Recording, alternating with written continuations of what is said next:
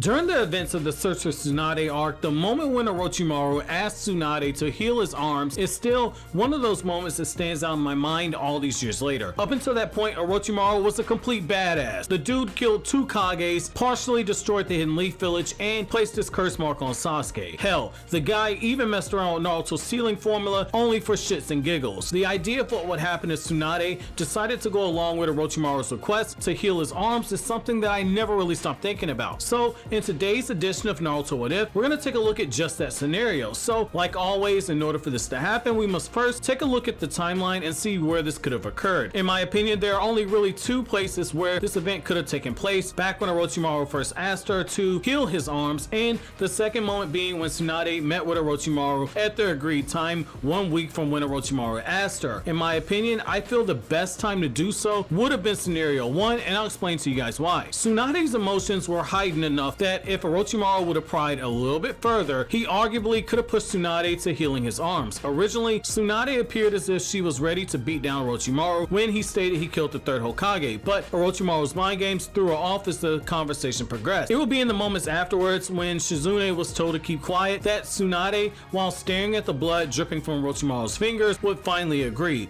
This is where the major change would occur. Shizune originally wanted all the smoke, trying to prod Tsunade into helping her take down Orochimaru and Kabuto, especially given the fact that Orochimaru was weakened. I could see Shizune both being caught off guard by Tsunade's decision to agree to help Orochimaru, even after learning that he would destroy Konoha in the process afterwards, and Shizune attempting to kill Orochimaru, which would lead to Kabuto stepping in. Given Kabuto's skill at that point in the series, being stated by Orochimaru as being relative to Kakashi and the close quarters situation, I could see Kabuto starting out with the upper hand, but losing some ground due to the various jutsu that Shizune possesses that could be used in close quarters combat, which if you go back to the Kabuto versus Shizune fight, Kabuto on one occasion did state that Shizune's poison gas could have killed him if he inhaled it. However, it would be in this moment that Orochimaru would neutralize the threat by using the body modification jutsu to extend his neck to bite into Shizune's throat, ripping out just enough of her throat to where it doesn't kill her when he catches her off guard. Now, for some of you guys who might be wondering, and I know there are some people asking, can Orochimaru still use jutsu? And the answer is yes. Orochimaru was still able to use jutsu in his fight with Tsunade and Jiraiya around chapter 166 of the Naruto manga, so it's not unreasonable to think that he could pull this off, since we did see him use the body modification jutsu in this fight as well. Given that seeing blood was enough to make Tsunade utterly useless in battle, especially early on in this arc, I believe that this would send her into a shock state, once again losing someone that is close to her. It's very important to remember that part of the reason why Tsunade got over her fear of blood was her interactions with Naruto, and it reminded her of her younger brother, and during the time when Kabuto was beating Naruto to a pulp, literally coming very close to killing him, Tsunade had flashbacks to her brother's final months alive, where she told him the exact same words that Kabuto was saying to Naruto, so it's a bit of a double whammy effect. While she did share a bond with Shizune, which did have a further connection to her lover, Naruto's gutsy actions around chapter 167, his babbling about being the future Hokage, and completing the Rasengan helped push Tsunade to completely get over her fear of blood, with her going so far as to state in her internal monologue that once more she was gonna bet against the odds and bet that another young man would actually achieve his Hokage dreams. After Shizune's body hit the ground, Kabuto would state that the first body had been collected and that getting the final body would be on Tsunade. Kabuto would likely collect Shizune's body, as Orochimaru told Tsunade to come with them, continuing his mind games in the process. With Tsunade now emotionally shattered, I could see her being convinced to leave with them since she already agreed to heal Orochimaru's arms. Orochimaru will make a side remark about how the jutsu of Tsunade's great uncle would be used to reanimate her lover as well as her brother. Realizing just how close he was to getting his arm and his full arsenal of ninjutsu back, Orochimaru would instruct Kabuto to go find another sacrifice. While it is pretty clear that Orochimaru wanted Tsunade to find the sacrifices as a way to mindfuck her, already having one body and it being the body of Tsunade's aide is enough of a mind game in this instance. As Naruto and Jiraiya arrived at the original site, Jiraiya would notice the blood on the ground and become alarmed. He'd know that Tsunade had been nearby because of the damage that was done to a huge chunk of the wall, but seeing the blood would worry him. After dumping Naruto off at some inn, Jiraiya would begin to try and track down Tsunade. However, while all this happened, Kabuto would appear before Orochimaru with some poor soul knocked unconscious, probably some distant relative of Kiba. Orochimaru would instruct Tsunade to heal his arms, and he'd keep his promise. Now, this is where things get really tricky. The soul of Orochimaru's arms was mostly sealed away, taking away his ability to use hand seals and perform most ninjutsu. We know for a fact that Orochimaru only got full restoration of his arms by using the Shinigami mask from the Uzumaki no Shrine. However, several times around the 150s of the manga, it was stated that Tsunade could heal Orochimaru's arms by a few people, and strongly implied by Tsunade herself. Tsunade took one look at Orochimaru and broke down his condition from his heart rate to the fact that his arms were damaged by a noticeable curse seal. Tsunade never states that she can't heal his arms, and instead she goes as far as to flat out state that she's refusing to do so. Given author intent and the strongly implied information in the subtext of the manga, I do believe that Tsunade would have had another way to heal Orochimaru's arms that doesn't require the Uzumaki no Shrine mask. It's not too crazy to think that someone who's the granddaughter of the first Hokage and Mita Uzumaki, a woman from the Uzumaki clan, a clan that specializes in seals, wouldn't be able to find another workaround around the Reaper Death Seal, even if it meant just giving him back most of the ability that he had lost. With Orochimaru mostly having his arms back functional, I could see Orochimaru testing out his arms by performing Edo Tensei. Now, I am going to concede this. Right here. So, because you do have the Uzumaki no Shrine mask, and because it's a little gray area whether or not Tsunade was telling Orochimaru, like, hey, I'm not going to heal your arms because I can't, or she's saying, hey, I'm not going to heal your arms because, well, just go fuck yourself, because it's not necessarily clear on that, and because Kabuto, Orochimaru, and Tsunade make it pretty clear she could heal, I'm going to go for a compromise situation and say, hey, Tsunade will be able to heal most of the damage done to Orochimaru's arms. Now, with Orochimaru having most of his arms back functional, I could see Orochimaru testing his arms by performing Edo Tensei. Shizune and the fodder ninja, who's distantly related to Kiba, would be sacrificed, and Tsunade would see her brother and her lover once more, as Tsunade is moved to tears, being the cruel, sick, twisted freak that he is. I can see Orochimaru stripping away their free will at the very last moment when Tsunade is embraced by her lover and her brother, which is very in character for Orochimaru, because that's his preferred method of using Edo Tensei to overwrite the ability for the Edo Tensei to use free will. Before Tsunade could react, her lover and her brother would penetrate her body,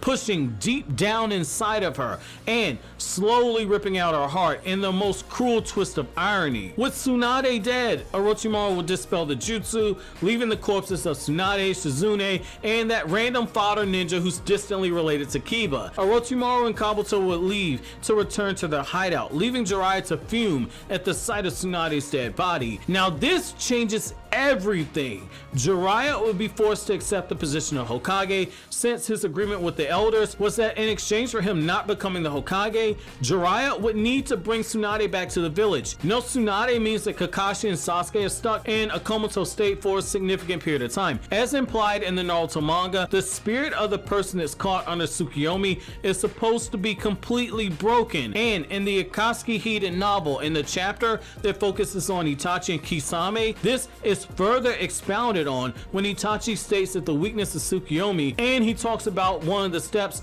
that must be taken in order to counter and overcome the effects of the genjutsu, is to have the target's broken spirit be reattached. The case for Sasuke and Kakashi coming out of the genjutsu induced comatose state after a lengthy period of time is there to be made. Kisame openly chastised Itachi for using Tsukiyomi, wasting his eyes on Kakashi, and not completely destroying Kakashi's spirit, which is something we all know that Itachi could have done. It's also important to remember that Itachi also planned to have Sasuke kill him, leaving him at least conscious enough that Itachi was sure that Sasuke could hear his parting words before Jiraiya used the toad summoning to attempt to trap Kisame and Itachi. Itachi used a 72-hour genjutsu on Kakashi, but he only used 24 hours on Sasuke, which is another point to be made. Hatred will fuel Sasuke as he reattaches disconnected spirit, probably in 2/3 of the time that it will require Kakashi to do. Depending on how long Sasuke is unconscious, Orochimaru may may or may not be allowed to take Sasuke's body. No Tsunade means that Rock Lee never gets the surgery needed for him to become a ninja. If Sasuke takes too long to overcome the effects of the Genjutsu, then Orochimaru will be forced to make a decision. Does he once again strike Konoha now that his arms have regained most of their ability to use Jutsu and perform hand seals, or does he bide his time and wait for Sasuke to recover and then take his body? Either scenario could happen. However, scenario 1 is more in character for Orochimaru in my opinion. Orochimaru had previously pulled off several missions simultaneously during the Konoha Crush arc, all while destroying the village and attempting to have Sasuke brought to him. Konoha's defenses were extremely low. Jiraiya would have been forced to send Jonin out on S-rank missions like crazy, just like Tsunade did when she didn't allow for any downtime between the missions. With the Might Guy likely out of the village, Orochimaru would likely strike. Kabuto would make a beeline for Sasuke, and the Sound Forward service diversions, destroying sections of the village and fighting off what few Chunin and woefully unprepared Genin would be left in the village. What few Jonin did happen to be in the village in between missions would be forced to act. However, Orochimaru would likely confront Jiraiya. Mocking Jiraiya's Hokage, Orochimaru would do the ultimate disrespect by forcing Jiraiya to fight against Edo Tensei Tsunade with her emotions cut off, as well as Orochimaru himself. Now, this version of Tsunade, it should be noted, is even if she uses her Byakugo seal, will be far inferior to that of Prime Tsunade, since Orochimaru's Edo Tensei at the time wasn't as strong as the version that we saw in the War arc, where Kabuto used it and Orochimaru also went on to build on it. The moment that the Sound 4 or Kabuto signaled that they had Sasuke, I could see Orochimaru growing bored. However, I do want to say this, in character, I don't think that Orochimaru would have killed Jiraiya, so I'm not going to say that happens. However, I am going to say this, given this part of the story, there is strong evidence that implies a pretty significant power gap between Orochimaru and Jiraiya. I can see Jiraiya being left barely alive, watching the village crumble all around him. Now, this changes the timeline even further. Kabuto is likely not able to bring Sasuke out of his comatose state and is forced to allow Sasuke to come out of it by himself after Sasuke finally reattaches both parts of his broken spirit. Now, Orochimaru's temptation for power would be enough to make Sasuke give him his body, like Sasuke stated he would allow to happen towards the end of part 1 of Naruto, and said he would do so if it meant killing Itachi. Now, Team Guy would be down one member, and Team 7 would be as well. It's very likely that 2 replacement ninja are assigned to the squads. Naruto would be the most impacted by all of this, refusing to believe that Orochimaru had taken Sasuke's body and that there was nothing he could do to reverse Orochimaru's living corpse jutsu. Naruto would throw himself even further into his training. He'd vow to bring back Sasuke despite the fact that it's literally impossible. This would indirectly motivate Sakura, who would have been forced to become a Genjutsu ninja, building on her natural talent for Genjutsu since Tsunade wouldn't be alive to train her in medical ninjutsu. Kakashi would eventually break through his comatose state to learn of Sasuke's eventual fate, and Kakashi would throw himself even further, and the training was left for Team 7, and going so far as to assist Jiraiya in helping train Naruto. Now, Naruto would enter the time skip a lot more powerful given the motivation that he would have, and Jiraiya would likely make him a Chunin in this scenario, since Jiraiya, his guidelines for being Chunin will likely be a lot different, since we know Jiraiya values guts above anything else. The story doesn't really change a lot until we get to the Tichy Bridge Arc. However, there are some small changes in the Kazekage Rescue Arc. Very likely, because Sakura does not know medical ninjutsu, very likely you're gonna have a scenario where Kankuro dies because there's nobody skilled enough to remove Sasuke's poison, and because there's no antidote made, there's a very strong possibility that Chiyo dies as well. So if this happens, this means Guard does not get brought back to life either. Now, moving on to the Tichy Bridge Arc, I believe that Jiraiya would likely have Yamato accompany Team 7 on this mission,